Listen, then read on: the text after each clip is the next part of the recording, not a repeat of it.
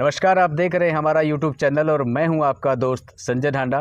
दोस्तों, राजनीति की बातों में चर्चा करने के लिए एक बार फिर से मेरे साथ मौजूद हैं राजनीतिक विश्लेषक भाई प्रद्युमन जोशीला जी। नमस्कार प्रद्युमन जी। आपको नमस्कार। सभी दर्शकों को नमस्कार। तो प्रद्युमन जी, आज हम मेवात और ब्रिज क्षेत्र की बात करेंगे जी। यानी कि किस प्रकार से वहाँ पर कौन सा ऐसा परिवार है, खास करके मैं बात कर रहा हूँ यहाँ पर अथीन क्षेत्र की। जी। अथीन क्षेत्र में कौन सा ऐसा राजनीतिक परिवार है जिसका आज के दिन भी, यानी कि जो पुराना परिवार माना जाता है राजनीति में, और जो आज भी जी सामाजिक या सौहार्द भावना को आगे बढ़ा रहा है, उस पर काम कर रहा है, हर वर्ग को साथ लेकर के चलने की काम वो कर रहे हैं जी। या मैं कहूँ कि हिंदू मुस्लिम जो भाईचारा, जो एकता की बात करते हैं जी, वो ऐसा कौन सा परिवार है जो उस क्षेत्र के अंदर आज भी ठीक ठाक दिखता है? देखो, अथीन जो विधानसभा क्षेत्र है, पहले तो थोड़ा ब्रीफ कर दें, अथीन क्षेत्र कौन से उसमें आता है और किस तरीके से उसका राजनीतिक परिवेश है? अथीन जो इलाका है वो मेवात और ब्रिज के क्षेत्र में है। और ये जो इलाका है, जैसे हरियाणा के अलग अलग जो एरिया हैं उनमें खाप बोली जाती हैं, खाप बोली, लेकिन यहाँ पाल बोली जाती हैं। पाल हैं, ठीक है। अच्छा। और उन पालों का बड़ा महत्व है। हाँ हाँ। और इस इलाके में अगर पूरे अथीन विधानसभा क्षेत्र का आज़ादी से पहले का और आज तक के रिकॉर्ड को हम उठा करके देखें तो एक परिवार इस इलाके में ऐसा हुआ है जिसका पीढ़ियों से लेकर के इस इलाके से एक ऐसा भाईचारे का नाता रहा है जो लगातार लोगों के सुख दुख में जी लोगों के बीच में रहने का काम करते हैं।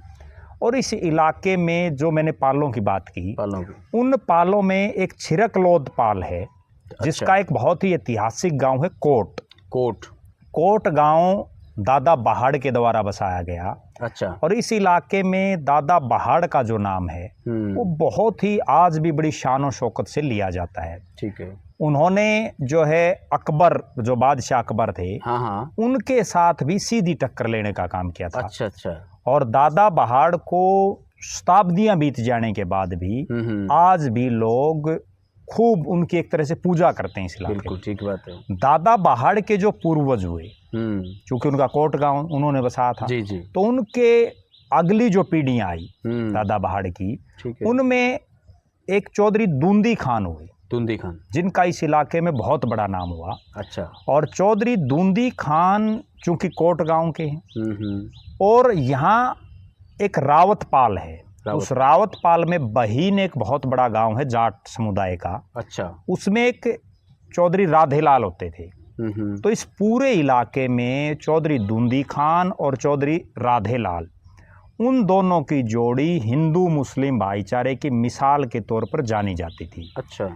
मरहूम चौधरी दूंदी खान बहुत बड़े पंचायती थे इस इलाके के, और उन्होंने बहुत बड़ी कोई भी बहुत कितना बड़ा मामला हो उसको पंचायती स्तर पर निपटाने का काम किया था। अच्छा। इस इलाके में मेरी भी बहुत लोगों से बात हुई है, तो जो बुजुर्ग हैं वो आज भी ये बात कहते हैं कि चौधरी दूंदी खान के घर पर सबके लिए खाने पीने रहने जलपान हुक्का सब चीज़ों की व्यवस्था रहती थी, सभी वर्गों की। और वो हर वर्ग हर धर्म हर जाति के लोगों के लिए था, सबका मान और सम्मान वो करते थे। ठीक बात है। दादा बहाड़ का जितना बड़ा नाम हुआ, उस नाम को और आगे बढ़ाने का काम जो है दूंदी खान ने किया। ठीक है। अगर उसके बाद उनकी अगली पीढ़ियों की बात करें तो दूंदी खान के बेटे हुए हैं चौधरी सुलेमान। चौधरी सुलेमान जब हरियाणा में पंचायती राज का गठन हुआ तो इस ऐतिहासिक गांव कोट के वो पहले सरपंच बने। अच्छा। उसके बाद इस अथीन ब्लॉक के वो चेयरमैन बने। ठीक है। और वर्षों तक उनका परिवार लगातार कोट गांव का सरपंच बनता रहा है। अच्छा। इसका मतलब ये है कि कोई आदमी गांव में एक बार सरपंच बन सकता है, हाँ। दूसरी बार बनने के लिए भी लाले पड़ जाते हैं, लेकिन उनका परिवार लगातार वर्षों से अगर गांव बना रहा है तो इसका मतलब ये है कि गांव में उनकी सबके साथ बढ़िया संबंध ठीक ठाक है। उन्होंने चौधरी सुलेमान ने विधानसभा का चुनाव भी लड़ा अथीन से, और वो बहुत मामूली अंतर से 200 के आसपास वोटों से वो चुनाव हार गए। अच्छा। उसके बाद चौधरी सुलेमान के बेटे चौधरी जलेब खान चौधरी जलेब खान का इस इलाके में बहुत बड़ा नाम रहा। ठीक है। उनको लोग बाबा के नाम से यहाँ बुलाते हैं। जैसे दादा बहाड़, उसके बाद चौधरी दूंदी खान, चौधरी सुलेमान, और उसके बाद अगली जो पीढ़ी आई चौधरी जलेब खान। चौधरी जलेब खान इस इलाके के एक बड़े प्रतिष्ठित लोगों में उनकी गिनती रही और बड़े साधारण वो रहते थे, इसलिए लोग उनको जो है मान और सम्मान की वजह से बाबा कह करके पुकारते थे। बाबा अक्सर जो परिवार का बड़ा होता है या जिसको सम्मान देना होता है उसको बाबा कहा जाता है। चौधरी जलेब खान ने 2005 में जब कांग्रेस पार्टी की हरियाणा प्रदेश में आंधी थी और 67 सीटें आई थी, ये अथीन का वो इलाका है जहाँ बहुत से लोग कांग्रेस की टिकट मांग रहे थे। उन सब की बजाय पार्टी ने चौधरी जलेब खान पर विश्वास किया और उनको कांग्रेस की टिकट दी। ठीक बात। 2009 में उन्होंने निर्दलीय चुनाव लड़ा यहाँ से। अच्छा। और निर्दलीय चुनाव लड़ने के बाद वो चुनाव जीते। चौधरी भूपेंद्र सिंह हुड्डा की सरकार में उनको बड़ा पावरफुल महकमों का CPS नियुक्त किया गया, यानी मुख्य संसदीय सचिव बनाया गया था। उनको हुड्डा साहब से उनकी इतनी नज़दीकियाँ रही कि उनको इतने भारी भरकम मंत्रालय जैसे राजस्व और डिजास्टर मैनेजमेंट, खनन बहुत बड़ा महकमा है, रोजगार है, वक्फ है, इन महकमों का उनको मंत्री बनाया गया था। और उस समय मुझे आज भी वो बात याद है कि सरकार में कई बड़े बड़े चेहरे मंत्री थे, लेकिन चौधरी जलेब खान एक ऐसे मंत्री थे जिनके घर पर हरियाणा से कहीं का भी कोई भी आदमी आ जाए, सबके लिए खाने पीने की व्यवस्था वहाँ थी। बहुत बढ़िया। हरियाणा के लोग चौधरी जलेब खान की कोठी पर जिस उम्मीद के साथ जाते थे कि हमारा काम होगा जाते ही, और जलेब खान की हुड्डा साहब इतनी मानते थे कि वो जो जायज़ काम कह देते उसको तुरंत प्रभाव से करते थे। बहुत बढ़िया। तो इसलिए उनका बड़ा नाम इस इलाके में रहा। अच्छा। उसके बाद उन्होंने 2014 का चुनाव भी लड़ा और 2017 में जो है उनका देहांत हो गया।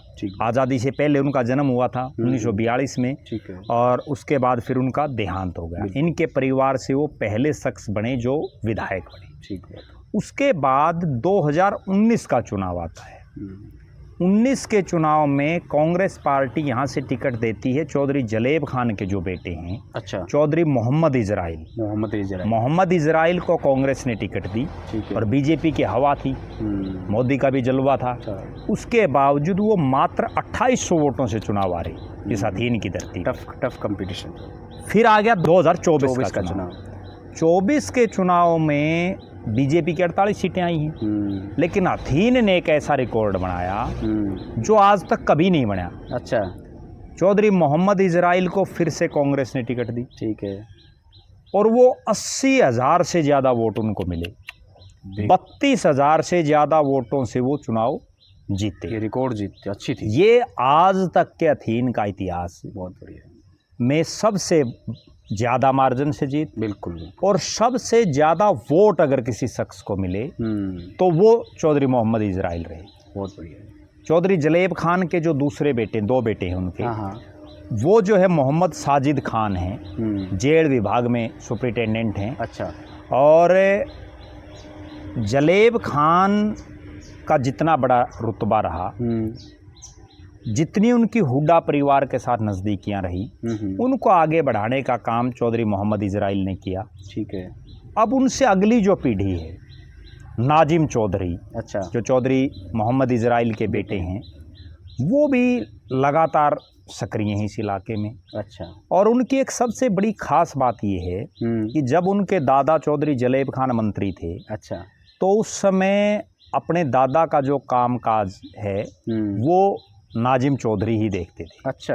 और जो लोग वहाँ आते थे उनकी खिदमत करना, उनकी मेहमान नवाजी करना, वो उसमें जो है नाजिम चौधरी अच्छा पुरजोर भूमिका अपनी निभाते थे। ठीक है। ये परिवार ना केवल हिंदू मुस्लिम भाईचारे की मिसाल है, बल्कि इस पूरे इलाके में एक सामाजिक सौहार्द कायम करने के लिए भी जाना जाता है। अच्छा।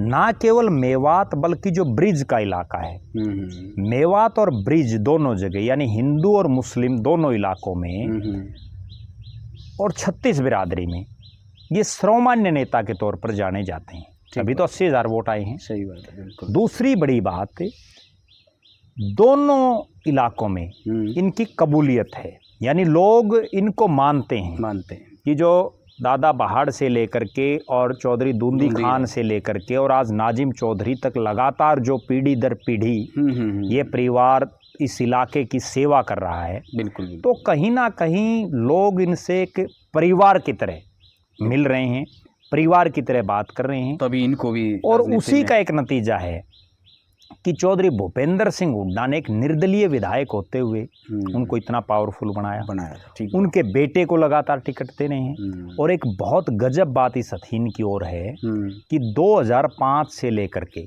एक 2009 के चुनाव को अगर छोड़ दें तो हर बार कांग्रेस की टिकट इन्हीं को मिल रही है।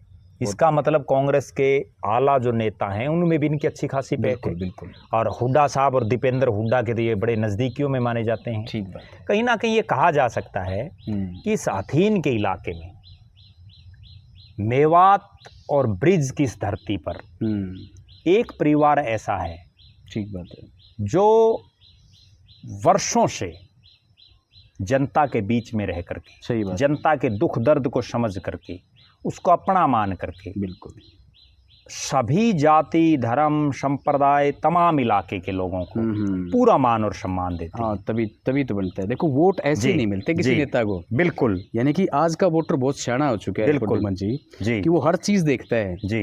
वो ये भी देखता है कि मेरे से मैं किससे मिल सकता हूँ आसानी से, कौन मेरी बात को मान सकता है, कहाँ मेरा काम हो सकता है। बिल्कुल, लोगों के बीच में रहे हैं।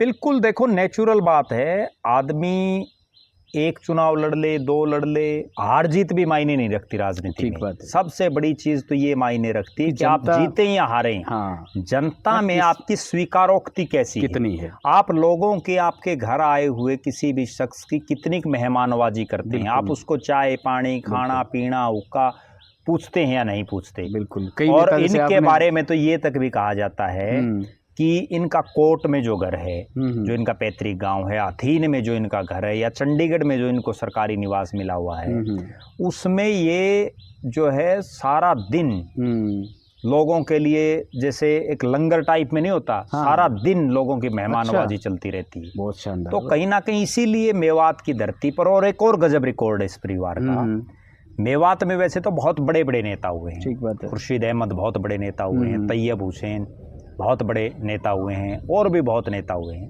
लेकिन सबसे पुराना अगर कोई पंचायती परिवार हो, सबसे पुराना कोई सामाजिक परिवार हो, सबसे पुराना कोई राजनीतिक परिवार हो जिसमें ये तमाम क्वालिटीज़ हों, तो उनमें कहीं ना कहीं सिरमौर इस परिवार को माना जाता है, जिसके आज जो है चौधरी मोहम्मद इजराइल वो विधायक हैं, प्रदेश की विधानसभा में बैठे हैं। ठीक बात है। और कहीं ना कहीं ये कहा जा सकता है कि जिस तरह से उनके बेटे नाजिम चौधरी अब अपने परिवार की विरासत को आगे बढ़ा रहे हैं, तो भविष्य उनका भी सुनहरा नजर आ रहा है। सही बात है। अच्छा, आपने चर्चा की और आप बहुत सारी ऐसी ज्ञान की बातें बताई जो मुझे भी शायद कम जानकारी थी। हरियाणा के बहुत कम लोगों को इन बातों का पता है। उसका कारण भी ये है कि हथीन वो इलाका हो गया जो हरियाणा के बिल्कुल आखिरी छोर में है। बहुत से लोग तो ऐसे होंगे हरियाणा के जो गए ही नहीं होंगे। ठीक है, तो उनको पता भी कैसे चलेगा। बिल्कुल बिल्कुल। और इतनी बड़ी शख्सियत, हमें किसी अन्य वीडियो में इस पर और विस्तार से भी चर्चा करेंगे। अच्छा, मिलने जुलने का कैसे रहता है सामान्य व्यक्ति?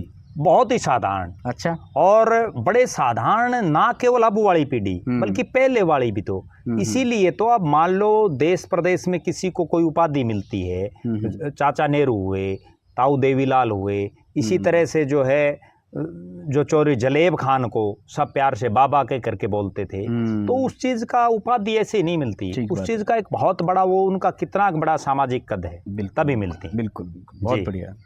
तो आज की वीडियो में इतना ही जी। फिर मिलेंगे एक नई वीडियो में और एक नए विषय के साथ में। तब तक के लिए आप सभी को राम राम। राम राम, नमस्कार।